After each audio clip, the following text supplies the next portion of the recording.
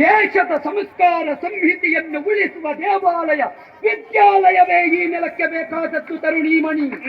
ಅಂತಹ ಪವಿತ್ರವಾದ ನೆಲದಲ್ಲಿ ನಾ ಹುಟ್ಟಿದವ, ಪವಿತ್ರವಾದ ಸಂಸ್ಕಾರವನ್ನು ಪಡೆದವ. ಈ ನೆಲಕ್ಕೆ ತಾಯಿ ಅಂತ ನಾವು ಕರೆಯುತ್ತೇವೆ. ತಾಯಿ ಅಂತ ಕರೆಯುವ ನೆಲ ಇದ್ರೆ ಅದು ಇದು ಬಿಟ್ಟರೆ ಇನ್ನೊಂದಿಲ್ಲ. ಆದ್ದರಿಂದ ಮಾತೃ ಗರ್ಭ ನಮಗೆ ದೇಶ ಪ್ರೇಮವನ್ನು ಕಲಿಸಿದೆ ಬಿಟ್ರೆ ದೇಶದ್ರೋಹವನ್ನು ಕಲಿಸಲಿಲ್ಲ.